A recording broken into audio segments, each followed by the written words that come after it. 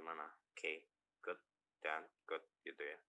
Ya 1906 ya, itu dia strong, kayak maksimum di sana. Kalau itu ditembus, ya udah, tembusnya itu breakout ya.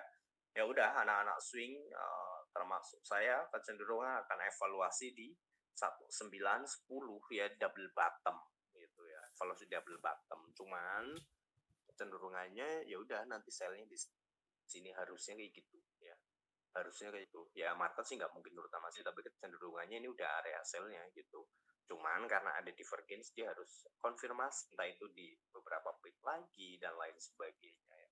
Ya mungkin sit buy, cuman kalau sampai 1900 di breakout ya udah hukum 4,236 di breakout berlanjut gitu. Ya, logisnya di mana gitu ya, nanti dia turunnya pakai NFP bulan Maret gitu, itu logiknya seperti itu ya. Jadi ada urutannya gitu ya, tapi turunnya nggak seberapa sih harusnya ya.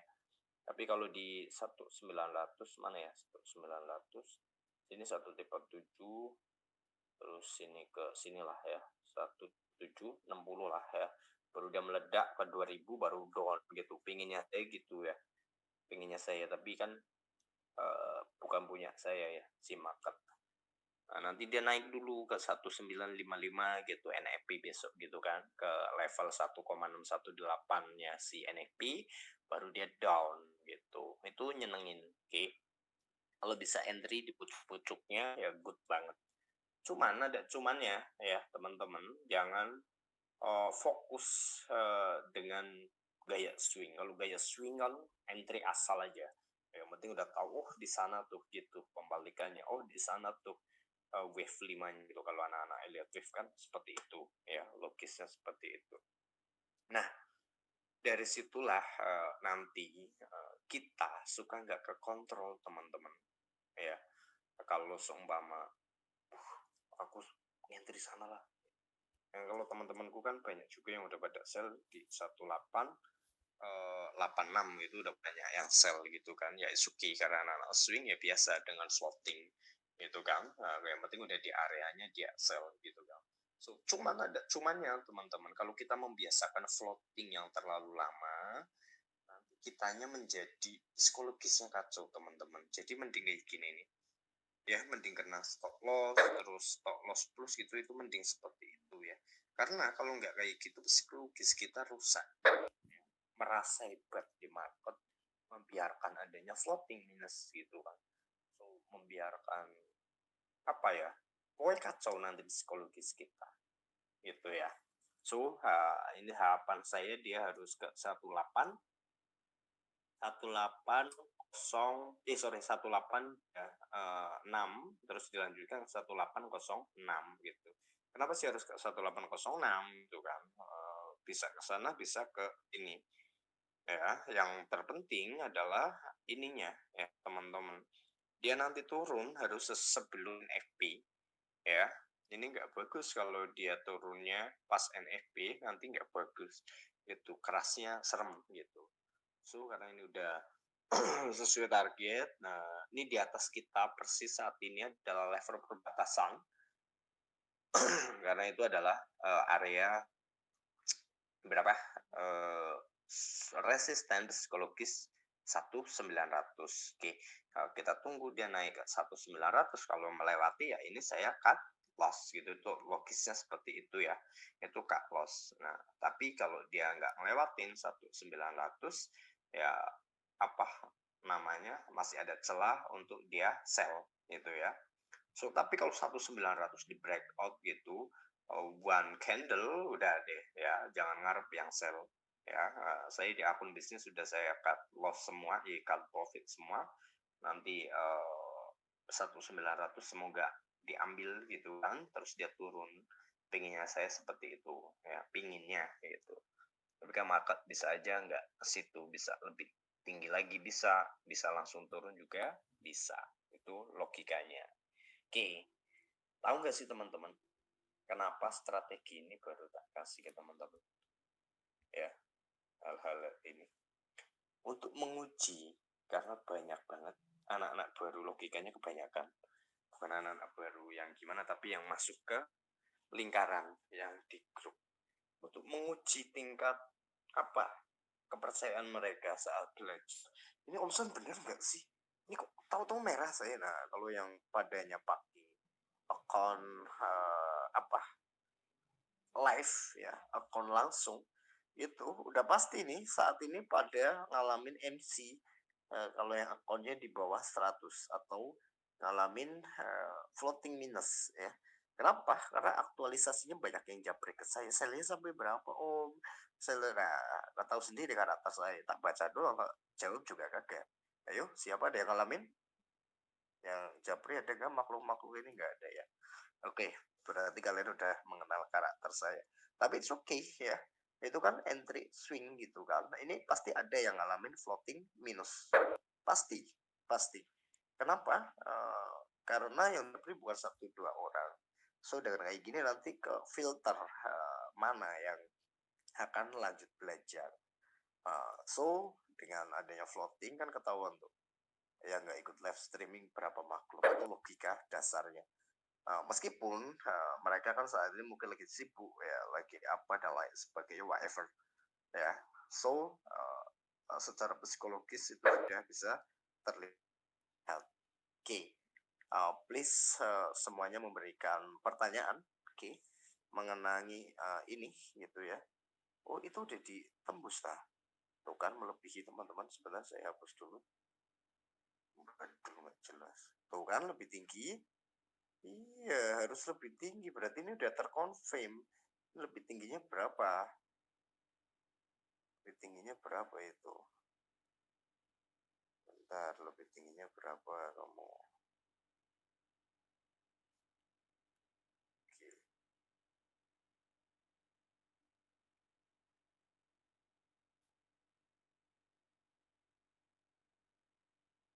udah benar.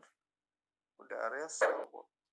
Kalau saya ya nggak takut, maksudnya nggak takut loss apa gimana ya, gimana orang market tuh gitu kan. Yang penting kan dia jangan menembus level resisten psikologis gitu. Kocokan swing ya it's okay gitu kan. 1898 1898 iya itu respon good itu ya. Tuh kan masih ada ketinggian. Kenapa? Karena terjadi divergence. Jadi dia udah memang udah saatnya turun, tapi dia seolah-olah breakout. Padahal nanti close-nya juga harus di bawah level-level ini. Ya, itu sebabnya si apa ini di breakout kan tadi. Ya kan? 4,236 itu sebabnya saya cut profit. Nah, ini harusnya berarti nggak dijemput saya 1900 banding order. Coba saya buka laptop. Jemputnya ya. Semoga bentuk pin bar sih dia ya. Ini pin bar ya udah berarti udah ada konfirmasi divergence. Coba kita tambah AO. Oke, AO terus lagi. Oke. Oke. Ada divergence. Oke, itu si Mac tinggal down. Oke, udah good. Udah bener. Udahlah ya, sekarang down. Kenapa harus sekarang itu logisnya? Ada nggak penjelasan logisnya kenapa harus sekarang dia down gitu? So, kenapa ya?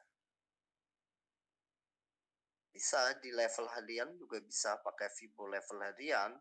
Jadi kita tambah-tambahkan gitu ya. Target dari kemarin, target hari ini, target bulanan, target mingguan, target NFP-nya gitu. Areanya mana nih yang numpuk berdampingan gitu. Kalau kayak gini, ini targetnya NFP mana ya? Selama 2 bulan ini, makanya turunnya nyenengin banget ya. 2 hari doang langsung merontokkan transaksi 1 bulan. Sini ini good banget ya. Ini Desember sama Januari dia targeting di sini ya udah bombardir gitu kan. Logisnya gitu ya. Kalau saya tetap di sini. Oke, karena terus marketnya sampai sini. Ini kan shadow. Ya nggak? Coba kita buat ini land close di situ ya. Land close si ininya ya. Nah, gitu kan. Tuh kan 4,236. Warnanya saya rubah ya, takutnya nyaru ya. Nyaru bahasa ininya apa ya?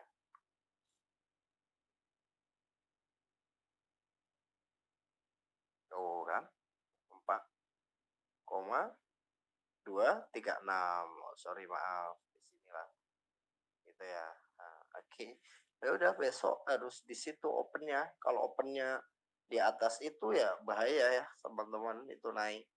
Nah, di mana besok gitu kan? Nah, bingung kan kalian? Ya bingung lah, orang baru pertama kali pasti bingung, saya juga nggak bisa menyalahkan kalau kalian bingung.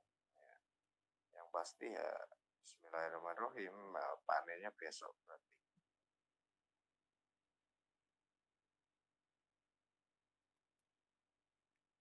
Nah, ini malam ini harus apa mereknya close di bawah ini ya. Atas dasar apa harus close di bawah itu logiknya ya. 1889 lah ya.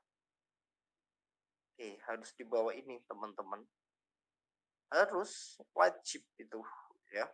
Kalau nggak di bawah ini bahaya besok kita ngentrinya gitu. Tuh logik dari si 4,236 memberikan volatility gitu.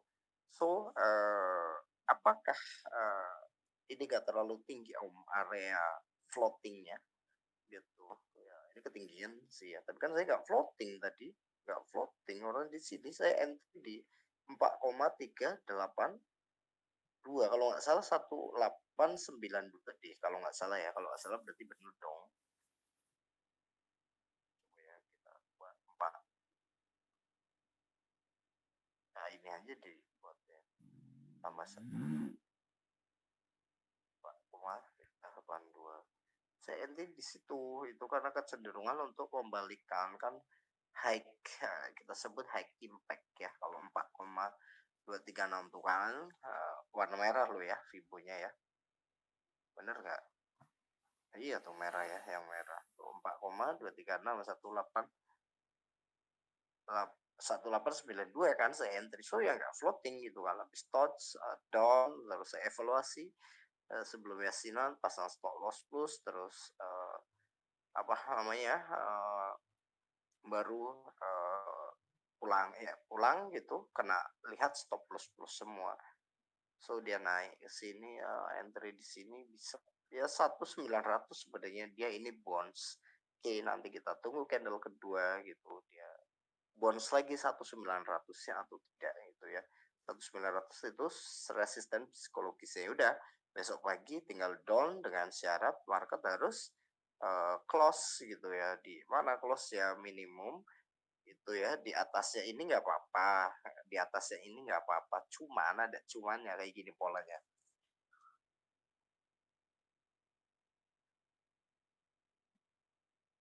Ini katakan close di sini ya, katakan itu, katakan. Jadi besok pagi-pagi market harus kayak gini, menembus ini pas pagi-pagi dengan candle kecil gitu. Kalau sesi Asia kan centang candlenya ya tipis, kecil gitu kan. So kayak gini gitu. So ini tinggal ditarik kayak gini. Nah ini sorry saya salah ya. Gimana ya? Seperti ini harus di sini. Oke, ini harus di sini berarti. Oke. Nah, ini di mana? Oke. Sebentar. Jadi intinya ini adalah dia turunkan ke sini. Oke, dari sini nanti dia belak baru turun gitu ya. Jadi kayak gini polanya, maaf. Nah, seperti ini ya. Jadi dia harus mental gitu. Mentalnya dari mana ya? Karena dia katakan close di sini lah, katakan ya. Kita nggak usah muluk-muluk dia nanti langsung ke sini gitu. Kan kita bukan tuh hanya market, oke. So, nah dia dari sini besok pagi-pagi gitu, candle-candle kecil lah, sesi Asia kan nyenengin tuh, jebak-jebak anak-anak scalper. Nah, turun dia dan down, lam ngelewatin ini gitu kan logiknya, baru dia nanti biar ke sini ya. bounce sini baru dia biar ke bawah. Itu logisnya seperti itu. Please any question, apapun silakan di komen ya pertanyaannya ya. Jangan deh, harus di voice ya pertanyaannya. Kenapa harus di voice? Kalau di komen nanti yang lainnya pada tahu yang nggak pada ikut live streaming ya. Yang mau tanya silakan voice. Om, candle yang ditarik kok banyak ya, bareng-bareng tapi banyak. Maksudnya gimana? Pertanyaannya sama. Maksudnya gini, itu kan biasanya kan cuma daily. Nah itu tadi Om San nariknya dari berbagai arah kayak gitu. Mungkin kayak gitu ya Mbak Wit? Sama, iya betul.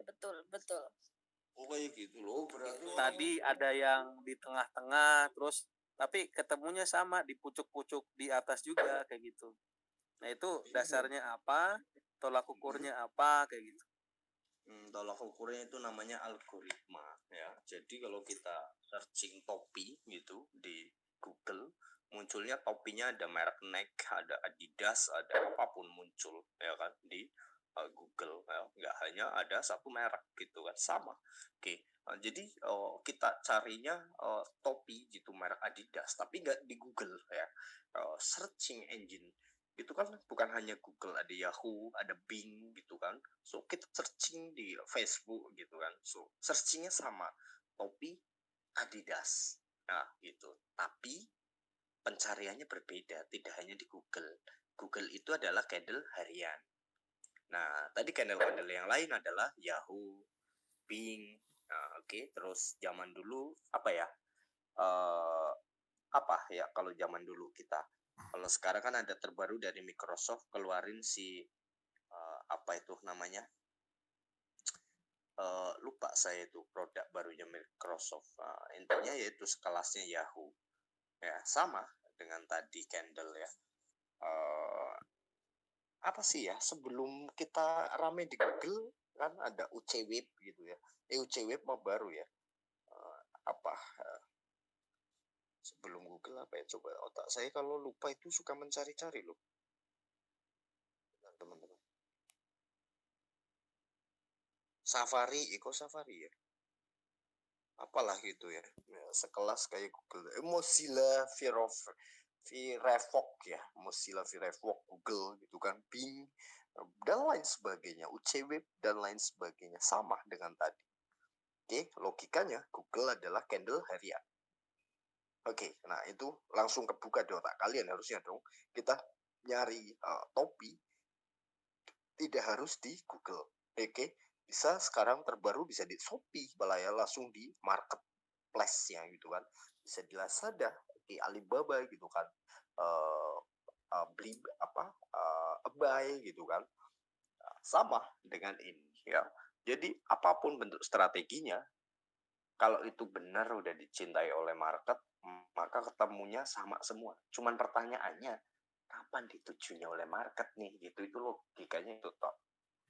Oke, nah, nanti ada penjabarannya candle-candle yang mana. Tapi ini tentang logiknya dulu. Sebentar saya nyari ya.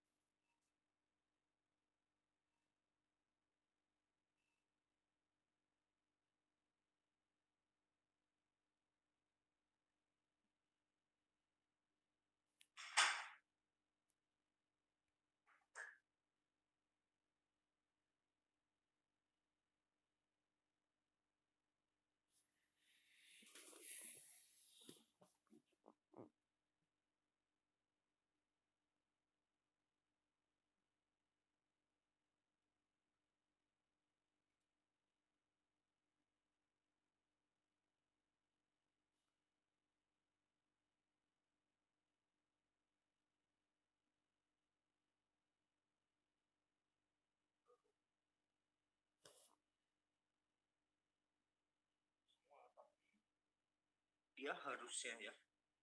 Saya di akun bisnis baru dijemput ternyata nggak sampai 1 900 ya, aneh. Coba maaf teman-teman sebentar. Oh emang nggak sampai ya. Semoga MC lah ya. Udah apa? Kemarin MC buy-nya nggak target saya ya. Kurang dari target bulanan. Ya, teman-teman harus punya target bulanan. Katakan kayak Suryadi gitu ya.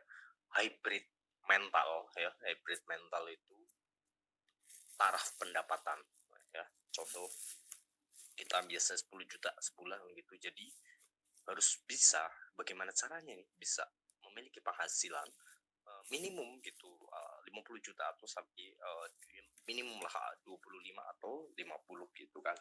Itu kita menghybrid mental kita, mampu tidak dengan resikonya. Terus bagaimana caranya pembengkakan modal itu dari kecil. Percaya teman-teman, itu saya dari nol loh ya, bukan dari muluk-muluk saya langsung 1000 USD, itu tidak ya. 1000 USD itu ketika sudah menempatkan ke swing gitu ya. Ketika pertama-tama itu swing tapi dengan tingkat akurasi itu apa namanya paling gede kalau nggak salah ya 100 USD ya.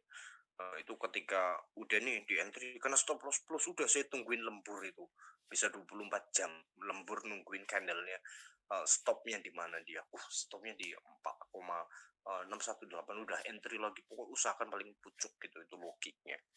Oke, nah nanti teman-teman juga harus paling tidak gitu ya bisa ya bisa apa gitu dari nol juga, jangan langsung ribuan dolar gitu ya, karena belum tentu langsung mudeng, pasti ada saatnya kepleset. Oke, itu logikanya. Jadi jangan langsung boom blung jangan. Oke, saya kalau boom gitu sampai layar itu udah perhitungannya udah matang teman-teman ya, udah matang sematang-matangnya ya. Udah hari ini 1 jam loss maksimum 10 juta atau 15 juta, itu perhitungannya, itu logik dari bombardier. Jadi harus ada dana yang siap diresiko.